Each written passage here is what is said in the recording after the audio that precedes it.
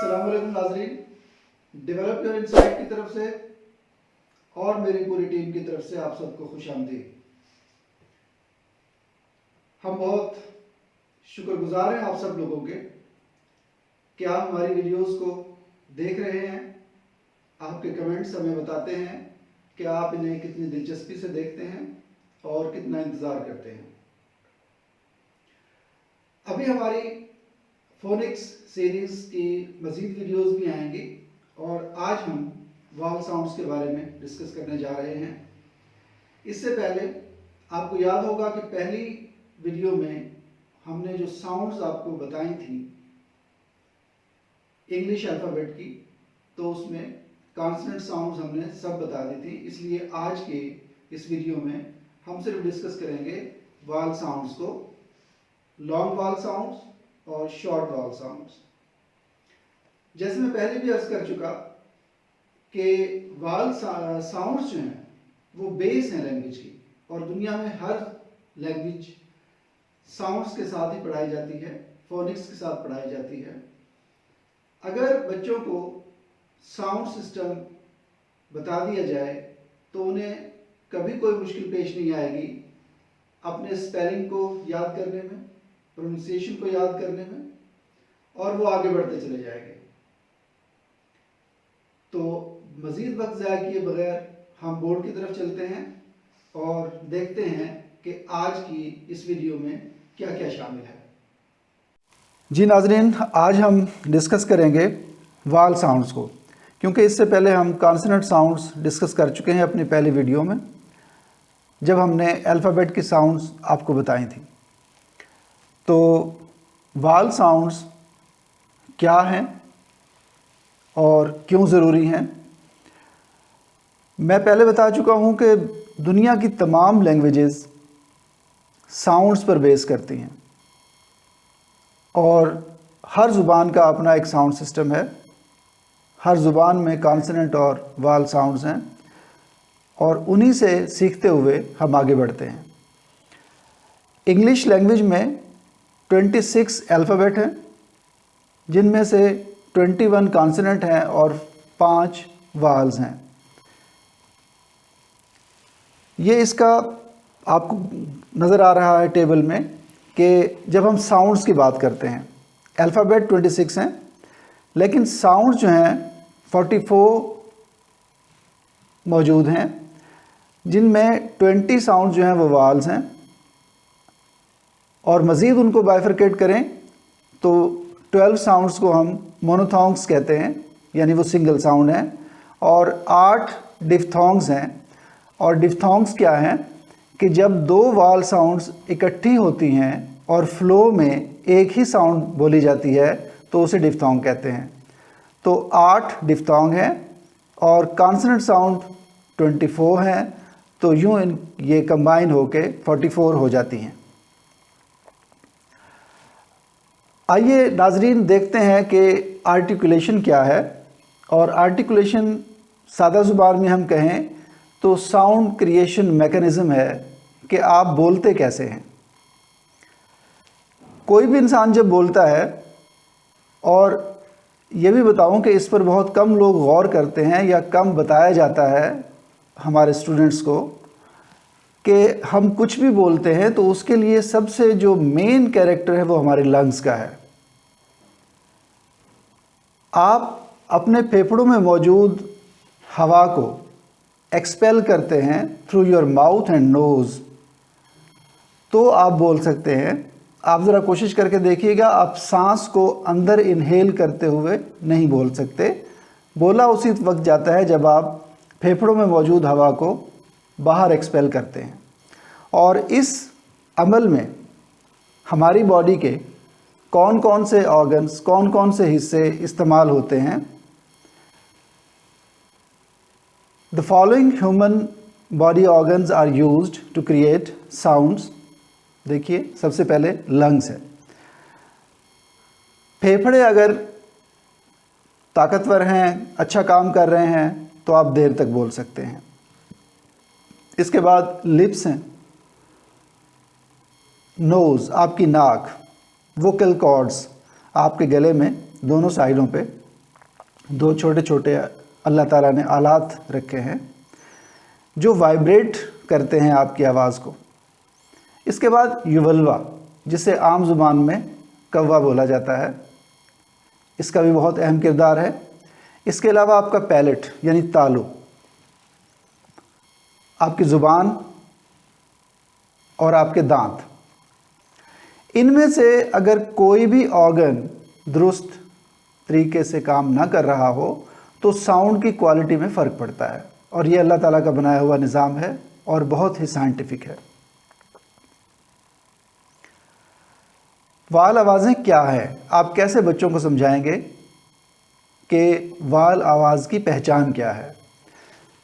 और इंतहाई अदब से गुजारिश कर रहा हूँ कि हम बच्चों को अल्फ़ाबेट बताते हैं AEIOU, लेकिन उनकी जो साउंड्स हैं उनमें डिफरेंशिएट करना नहीं बताते कि वाल साउंड कौन सी होगी, कॉन्सोनेंट साउंड कौन सी होगी। तो सबसे पहले हम फ़र्क महसूस करते हैं कि वाल साउंड और कॉन्सोनेंट साउंड में फ़र्क क्या है। इसको डिफ़ाइन करने के लिए इंग्लिश में हम यूँ कहेंगे कि if you create a sound and you don't feel any hindrance while passing the air through your mouth, it's called a vowel sound. जब आप कोई भी आवाज़ निकालते हैं और आपके फेफड़ों से लेके हवा के लिप्स से बाहर निकलने तक अगर कोई रुकावट नहीं आती तो वो वाल साउंड कहलाएगी। मिसाल के तौर पे अगर मैं आ बोलता हूँ तो मैं इसे चाहे जितना मर्ज़ी लंबा बोल लूँ, एयर पैसेज में हवा के रास्ते में कहीं कोई रुकावट नहीं आती। अगर मैं ए बोलता हूँ तो भी नहीं, अगर मैं ओ बोलता हूँ तब भी कोई रुकावट नहीं आती, अगर मैं ई लंबा बोलता हूँ तब भी नहीं आती, अगर मैं आए बोलता हूँ तब भी रुकावट नहीं आती। लेकिन फील कीजिए कि जब मैं बैट बोलता हूँ और इसकी जो इनिशियल साउंड है वो ब है, तो ब बोलने के लिए मुझे सबसे पहले अपने लिप्स को बंद करना पड़ता है। और जब लिप्स बंद होते हैं तो एयर पैसेज क्लोज हो जाता है, हवा को निकलने का रास्ता नहीं मिलता। एब्रप्टली आप होंठ बंद करके एयर प्रेशर के साथ बोलते हैं ब, तो इसे हम कहेंगे कि ये कॉन्सोनेंट साउंड है, क्योंकि आवाज़ को बोलते हुए आपके एयर पैसेज में रुकावट आई। अगर आप ख बोलते हैं ख, तो आप अपनी ज़ुबान के दरमियाने हिस्से को ऊपर तालू के साथ लगाते हैं तो एयर पैसेज में रुकावट आ जाती है।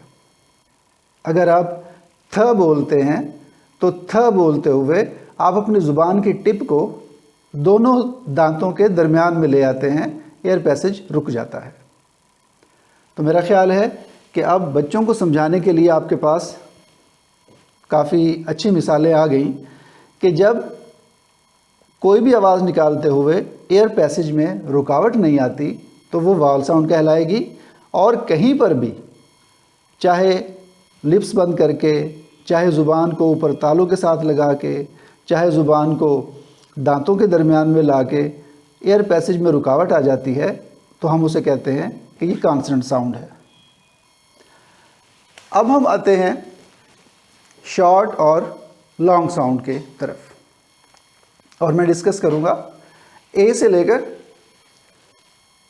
AEIOU तक और साथ साथ बताते जाएंगे कि इनकी शॉर्ट साउंड क्या है और लॉन्ग साउंड क्या है।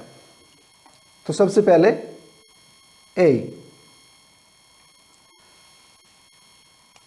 ए की शॉर्ट साउंड है ए, जैसे कि van, map, cap, fat, hat, bat, gas, rat, sat, bad,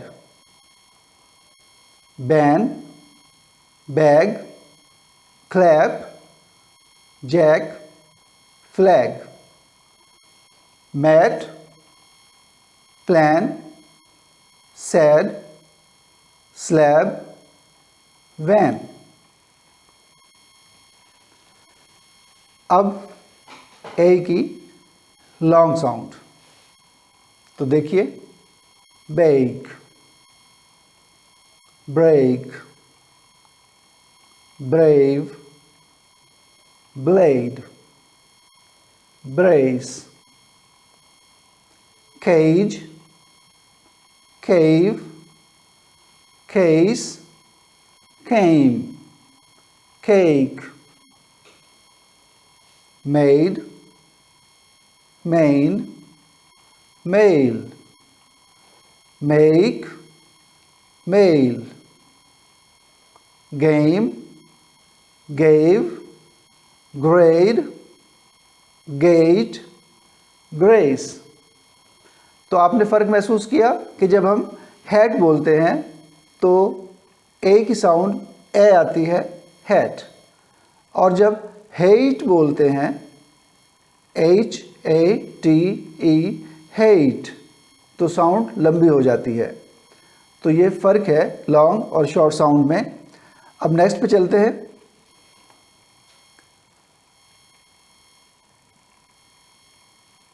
E, short sound of E, और ये है ए। ई की साउंड शॉर्ट आएगी ए, like in bed, bag, band, bat, bench,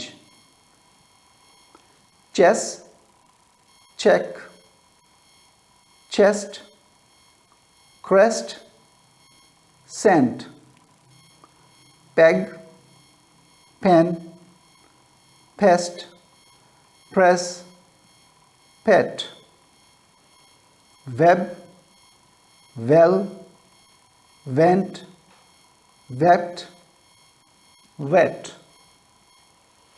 तो ई की शॉर्ट साउंड हुई ए। लॉन्ग साउंड देखते हैं। ई की लॉन्ग साउंड है E, beef, beep, beat, beach, beak, feed, feel, feet, free, flee, clean, cream, cheat, cheap, creep, seam, sleep, seat, steal, seam। तो sound में difference feel कीजिए। Fail, feel, fail short sound है ए, और feel ई की लंबी sound आ रही है। Next देखिए, आई, आई की शॉर्ट साउंड है ई, आए, ई, जैसा कि bid, big, bill, bit, blink, dig, dim, dip, dish, did, pick, pill, pin, pink, pit, skin, skip, skit, slid, slim। Long sound देखते हैं। आई की लॉन्ग साउंड है I, I, like dive, dine, drive, died, die, slice, slide, spice, spike, size, shy, sky, spy, sly, style, tide, time, tire, twice, thrice। तो आपने देखा कि आई की short sound है ई, जैसे स्लिट में ई साउंड आ रही है, और अगर हम स्लाइड बोलें तो लॉन्ग साउंड आ रही है आए। ओके नाजरीन, आगे बढ़ते हैं और ये आ गया हमारे पास औ। औ की शॉर्ट साउंड औ, औ, जैसे कि block, blot, box, clog, cot, dock, doll, dot, drop, dog, pot, plot, pond, shop, lock, hop, hot, mop, job, slot. और अब हम बढ़ते हैं लॉन्ग साउंड की तरफ, जो है O, bold, bold, bolt, hold, fold, cold, choke, chose, close, clove, code, dose, drove, globe, hope, stone, float, phone, goal, loan, soap। So feel the difference of like, hot and close, ओ। तो एक short है और एक long है। अब आखिरी हमारा alphabet रह गया यू, और यू की शॉर्ट साउंड है अ, अ, like blunt, blush, brush, bluff, buck, cup, cut, cub, cuff, club, Hunt, hush, हट, जग, गम, मड, मग, मस्ट, रग, सन। तो यू की शॉर्ट साउंड हुई अ। अब लॉन्ग साउंड, यू की लॉन्ग साउंड है ऊ,